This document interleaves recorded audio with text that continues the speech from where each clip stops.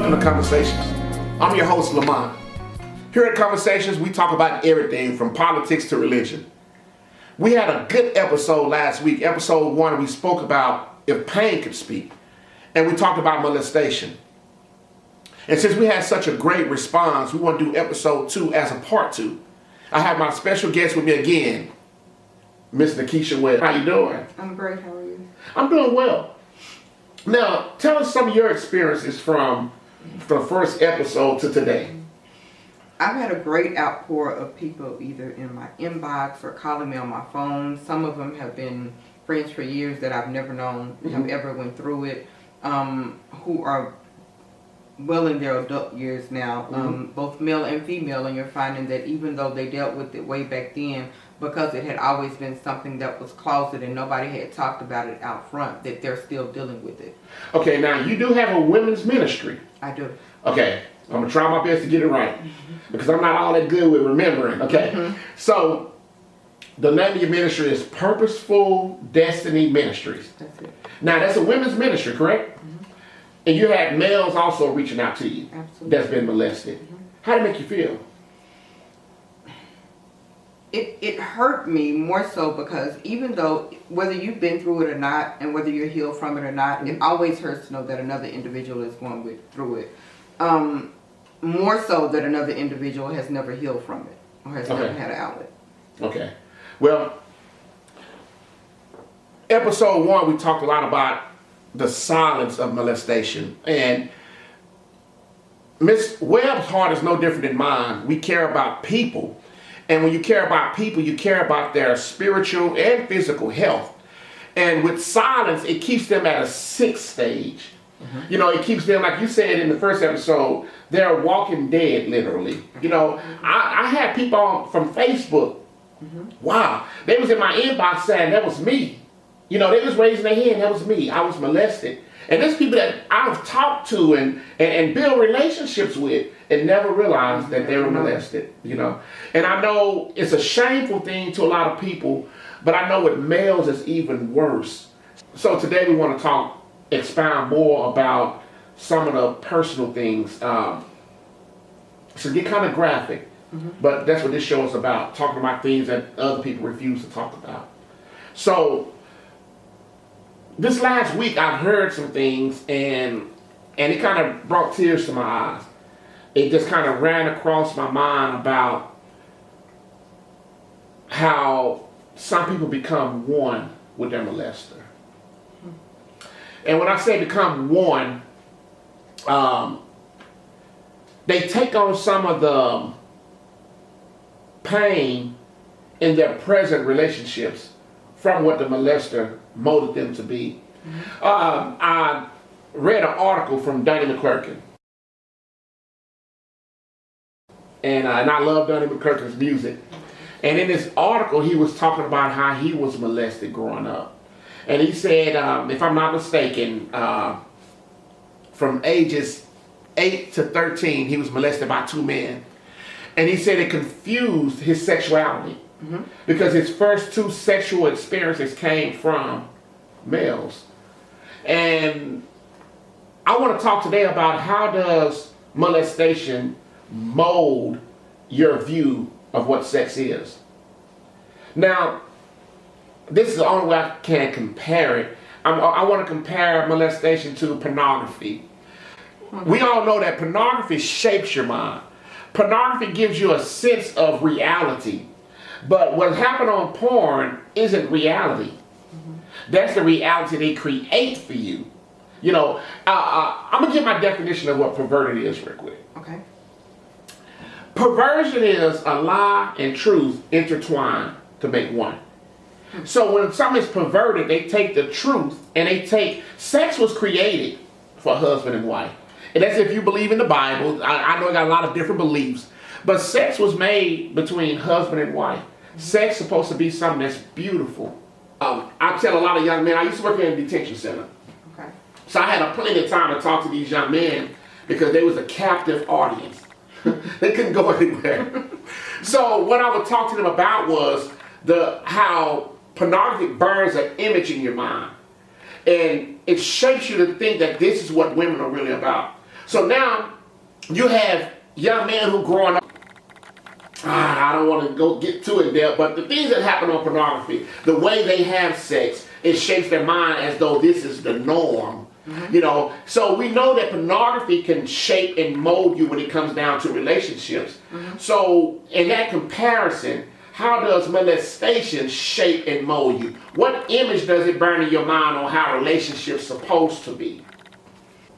But the perverted part of it is when someone going to molest somebody and try to make sex beautiful, and it becomes a horror story to them. Absolutely. You know, so when I'm talking about pornography, pornography shapes your mind. And a good example is when you view women, pornography is demeaning.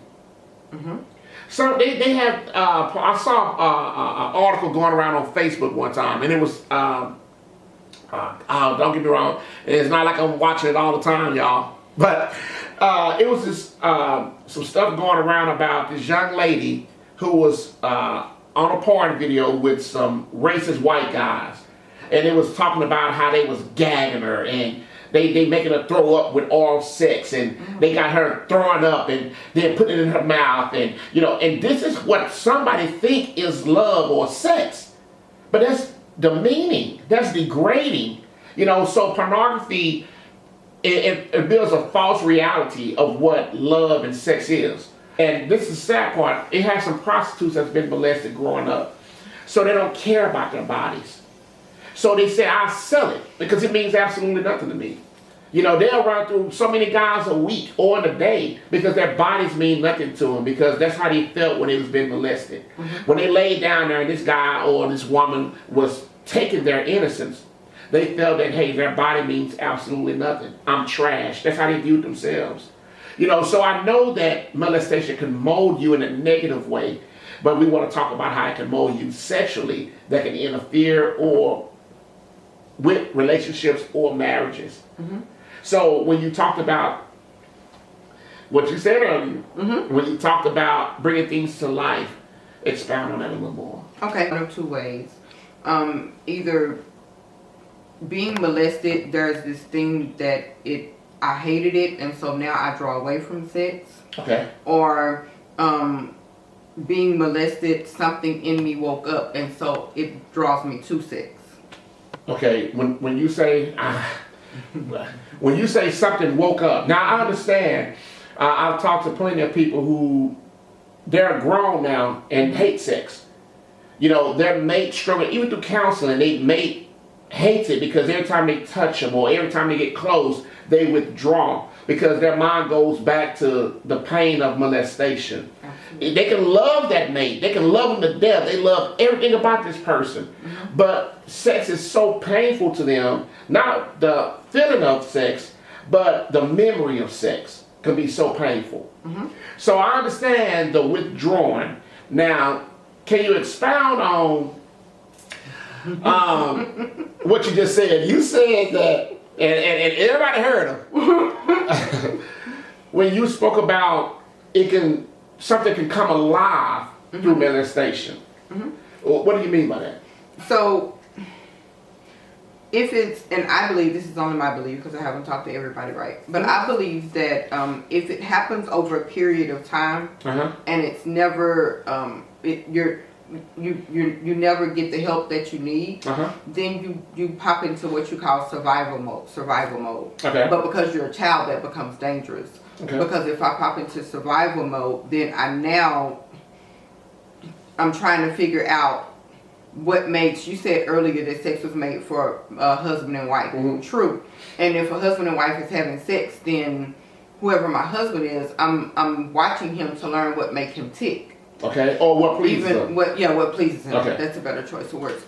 Well, it's the same in molestation, because although the act is sick, if it's continuing to go on and the person who is the victim is never getting any help and they know I'll have to endure this, then survival tells them you need to learn what makes them tick or what pleases them so that it's over quickly.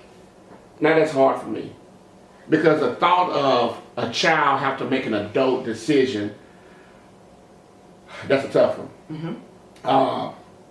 That's a tough one. Because that's tough even for adults.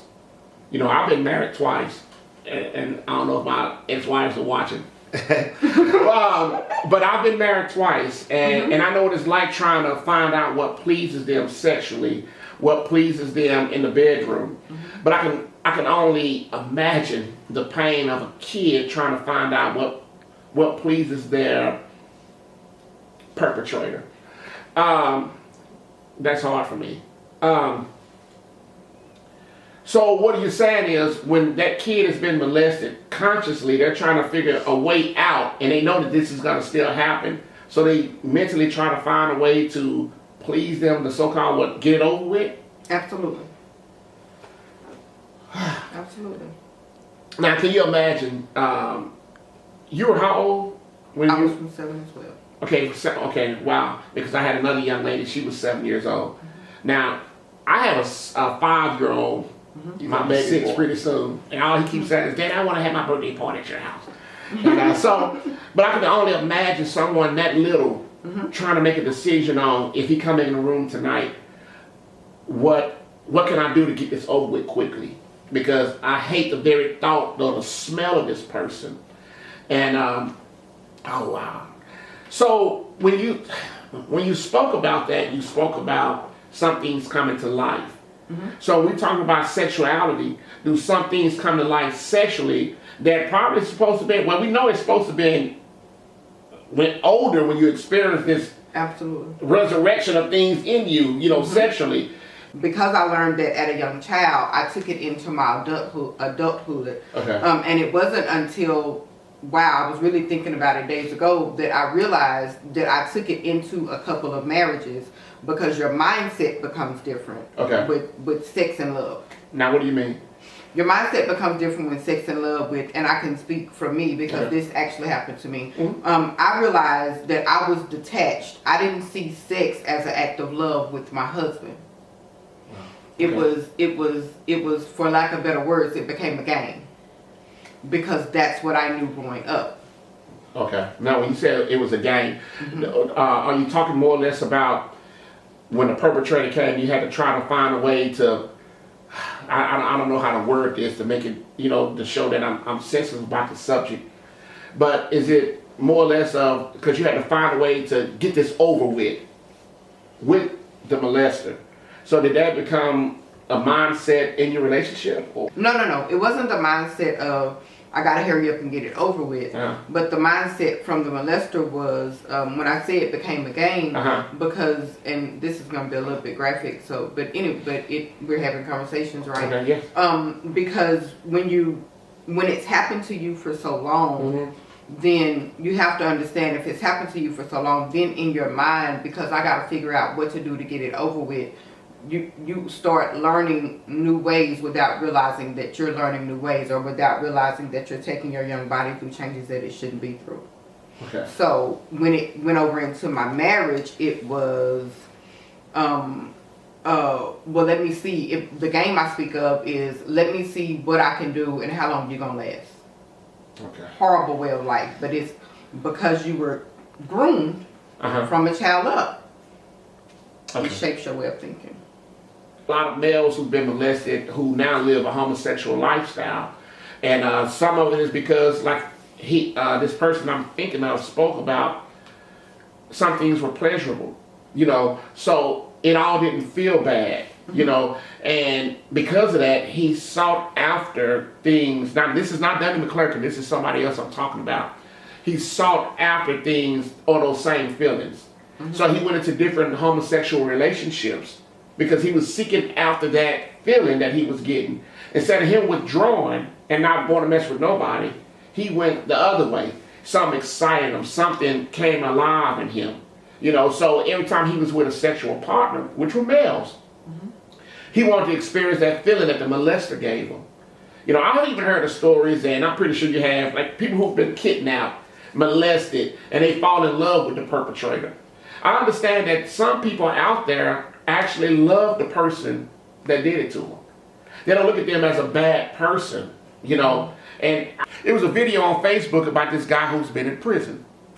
And while he was in prison, his daughter was raised pretty much without him, you know. So she used to write him, and the letters started getting more constant, and He started talking about how he loved her and how she missed him. And what happened is, the love that they had for father and daughter was perverted. It was twisted. So when he came out of prison, now they're having a relationship. Because she took the love that she had for him and it's been perverted to become a relationship with him. You know? And on our next episode, we have one more episode coming this month. We're going to talk about the grooming process. You know, so we can be aware of what's going on with our kids around family members and friends when they're grooming them. Because that's a big role in molestation. Because I never heard of molestation happen where they just person walk into their life and molest them. It's always something that takes place before then. You know, they groom these children. They get them comfortable. They hug them. They kiss them. They make them feel comfortable around them so they can take advantage of them later on.